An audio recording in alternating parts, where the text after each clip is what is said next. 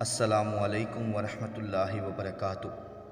دوستو، جیسا کہ ماہ رمضان المبارک میں روزوں کے اہتمام پر ہمیں قرآن و حدیث میں بہت سے احکامات ملتے ہیں، اور انہی احکامات میں یہ کہ روزہ کن چیزوں سے ٹوٹتا ہے وہ بھی احکامات ہمیں قرآن و حدیث میں ملتے ہیں۔ ایسے بہت سے اعمال ہیں جو کہ ہم انجانے میں کر جاتے ہیں جن سے روزہ ٹوٹ جاتا ہے، اور ایسے بہت سے اعمال ہیں جو کہ ہم جان کر بھی کرتے ہیں لیکن ہمیں اس بات کا علم نہیں ہوتا کہ ہمارا روزہ ٹوٹ چکا ہے۔ اسی کے ساتھ ایسے بھی بہت سے اعمال ہیں جن کے کرنے سے ہم اس شش و پنج میں رہتے ہیں کہ آیا ہم روزے سے ہیں یا نہیں۔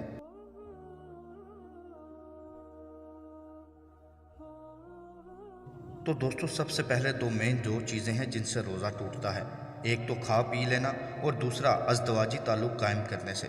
اسی طرح صحیح بخاری کی حدیث میں عمر بن حکم بن ثعبان نے ابو ہریرہ رضی اللہ عنہ سے سنا کہ جب کوئی قے کرے تو روزہ نہیں ٹوٹتا، کیونکہ اس سے تو چیز باہر آتی ہے، اندر نہیں جاتی۔ اور ابو ہریرہ رضی اللہ عنہ سے یہ بھی منقول ہے کہ اس سے روزہ ٹوٹ جاتا ہے، لیکن پہلی روایت زیادہ صحیح ہے۔ اور ابن عباس اور اکرمہ رضی اللہ عنہما نے کہا کہ روزہ ٹوٹتا ہے ان چیزوں سے جو اندر جاتی ہیں جسم میں، ان سے نہیں جو باہر آتی ہیں۔ ابن عمر رضی اللہ عنہما بھی روزے کی حالت میں پچھانا یعنی کہ حجامہ لگواتے، لیکن بعد میں دن کو اسے ترک کر دیا تھا اور رات میں پچھانا لگوانے لگے تھے۔ اور ابو موسیٰ اشعری رضی اللہ عنہما نے بھی پچھانا لگوایا تھا، اور سعد بن ابی وقاص اور زید بن ارقم اور ام سلمہ رضی اللہ عنہما سے روایت ہے کہ انہوں نے روزے کی حالت میں پچھانا لگوایا تھا۔ اور حضرت ابن عباس رضی اللہ عنہما بیان کرتے ہیں کہ نبی کریم صلی اللہ علیہ وآلہ وسلم نے احرام اور روزے کی حالت میں پچھنے لگوائے یعنی کہ حجامہ کروایا۔ دوستو، جیسا کہ اس حدیث سے واضح ہوا کہ جسم میں اگر کوئی چیز داخل کی جائے تو اس سے روزہ ٹوٹتا ہے، نہ کہ خارج کرنے سے۔ جیسا کہ اگر کوئی شخص قے کرتا ہے تو اس کا روزہ نہیں ٹوٹے گا۔ اور اسی طرح بہت سے اصحاب نے بھی روزے کی حالت میں حجامہ کروایا یعنی کہ جسم سے خون نکلوایا، اور اسی پہ علماء کرام کا موقف ہے کہ اگر کوئی شخص کسی کو خون دیتا ہے تو اس کا روزہ نہیں ٹوٹے گا۔ اسی کے ساتھ بعض کا یہ بھی موقف ہے کہ اگر کوئی شخص مجبوری کے باعث حجامہ کرواتا ہے اور خون دینے سے اس کو کمی محسوس ہوتی ہے اور وہ اپنے روزے کو نہیں نبھا سکتا، اور اسی طرح اگر کوئی شخص بلڈ ڈونیٹ کرتا ہے اور خون کی کمی کی وجہ سے وہ اس کنڈیشن میں ہے کہ اپنے روزے کو نہیں نبھا سکتا، تو وہ اس روزے کو توڑ سکتا ہے، پھر اس کی قضا یا اس کا فدیہ دیا جائے گا۔ اسی طرح ٹیکا، ڈرپ اور بلڈ لگوانے سے اور اسی طرح سگریٹ پینے سے بھی روزہ ٹوٹ جاتا ہے، کیونکہ اس سے یہ چیزیں جسم کے اندر داخل ہوتی ہیں، نہ کہ خارج ہوتی ہیں۔ اسی طرح کسی شخص کو رات میں سوتے وقت نائٹ فال یعنی کہ احتلام ہو جائے تو اس کا روزہ نہیں ٹوٹے گا۔ اور اسی طرح عورتوں کے جتنے بھی مسائل یعنی کہ ماہواری کے ہیں، اس میں بھی اگر وہ روزے سے 1 منٹ پہلے بھی ہو جائے تو ان کا روزہ بھی ٹوٹ جائے گا، اور بعد میں وہ اس کی قضا یا فدیہ دیں گے۔ اسی طرح اگر کوئی شخص غلطی سے روزہ وقت سے پہلے افطار کر لے تو اس کا روزہ بھی ٹوٹ جائے گا، جیسے کہ صحیح بخاری کی حدیث میں اسماء بنت ابی بکر رضی اللہ عنہما نے کہا کہ ایک مرتبہ نبی کریم صلی اللہ علیہ وآلہ وسلم کے زمانے میں ابر تھا یعنی کہ بادل آ گئے، ہم نے جب افطار کر لیا تو سورج نکل آیا۔ اس پر حشام راوی حدیث سے کہا گیا کہ کیا پھر انہوں نے اس روزے کی قضا کا حکم ہوا تھا؟ تو انہوں نے بتلایا کہ قضا کے سوا اور چارہ کار ہی کیا تھا۔ اسی طرح اگر کوئی شخص وضو کرتے ہوئے اور غسل کرتے ہوئے غرارہ اتنا کرے کہ اس کے حلق میں پانی چلا جائے تو اس کا روزہ ٹوٹ جائے گا، چاہے وہ غلطی سے بھی کرے۔ اور اسی طرح اگر کوئی شخص وضو اور غسل کرتے ہوئے پانی ناک میں اتنا چڑھائے کہ اگر غوطے والی کنڈیشن ہو جائے تو اس کا روزہ بھی ٹوٹ جائے گا۔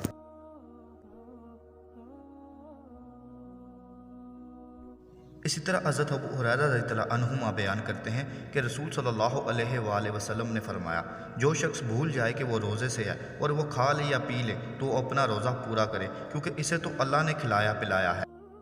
اسی طرح اگر کوئی شخص کھانا کھا رہا ہو یا پانی پی رہا ہو اور اسے پتہ چلے میرا تو روزہ تھا، یعنی کہ وہ بھول کر یہ دونوں کام کر رہا ہو، تو اس وقت جب اس کو پتہ چل جائے اس کے منہ میں جو کچھ ہے وہ اس کو نگلے گا نہیں بلکہ تھوک دے گا۔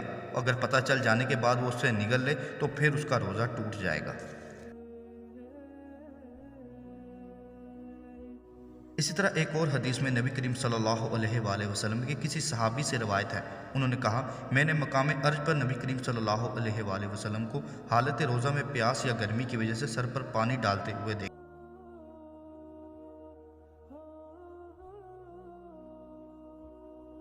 اسی طرح صحیح بخاری کی ایک اور حدیث میں حضرت عبداللہ بن عمر رضی اللہ عنہما نے ایک کپڑا ترک کر کے اپنے جسم پر ڈالا، حالانکہ وہ روزے تھے اور شاہ بھی روزے تھے، لیکن حمام میں غسل کے لیے گئے۔ اور ابن عباس رضی اللہ عنہما نے کہا کہ ہانڈی یا کسی چیز کا مزہ معلوم کرنے میں زبان پر رکھ کر کوئی حرج نہیں، یعنی کہ ہانڈی کا ذائقہ چکھنے میں کوئی حرج نہیں، لیکن اس کو نگلا نہ جائے۔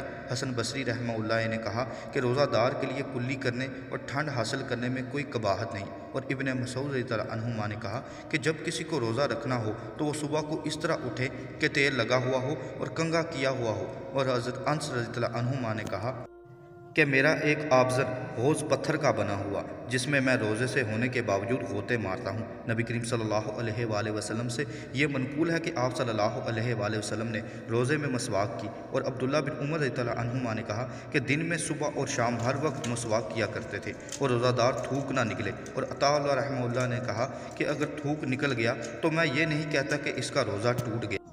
ابن سیرین رحمۃ اللہ علیہ نے کہا کہ ترک مسواک کرنے میں کوئی حرج نہیں۔ کسی نے کہا کہ اس میں جو ایک مزہ ہوتا ہے، اس پر آپ نے کہا کیا پانی میں مزہ نہیں ہوتا حالانکہ اس سے کلی کرتے ہو؟ انس، حسن اور ابراہیم نے کہا کہ روزہ دار کے لیے سرما لگانا درست ہے۔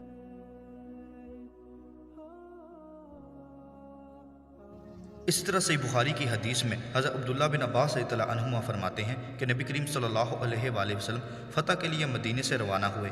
آپ کے ساتھ 10 یا 12 ہزار کا لشکر تھا۔ اس وقت آپ کو مدینے میں تشریف لا کر 8.5 سال پورے ہونے والے تھے۔ چنانچہ آپ صلی اللہ علیہ وآلہ وسلم اور آپ کے ساتھ جو مسلمان تھے مکہ کے لیے روانہ ہوئے۔ حضور صلی اللہ علیہ وآلہ وسلم بھی روزے سے تھے اور تمام مسلمان بھی، لیکن جب آپ مقام قدید پر پہنچے تو قدید اور غصفان کے درمیان ایک چشمہ ہے، تو آپ صلی اللہ علیہ وآلہ وسلم نے روزہ توڑ دیا اور آپ کے ساتھ مسلمانوں نے بھی روزہ توڑ دیا۔ زہری نے کہا آپ صلی اللہ علیہ وآلہ وسلم کے سب سے آخری عمل پر ہی عمل کیا جائے، یعنی کہ اگر کوئی شخص سفر میں اتنی مشکلات درپیش ہو کہ وہ اپنے روزے کو نہیں نبھا سکتا تو وہ آخری عمل یہی کرے کہ روزے کو آخری حد تک توڑ دے۔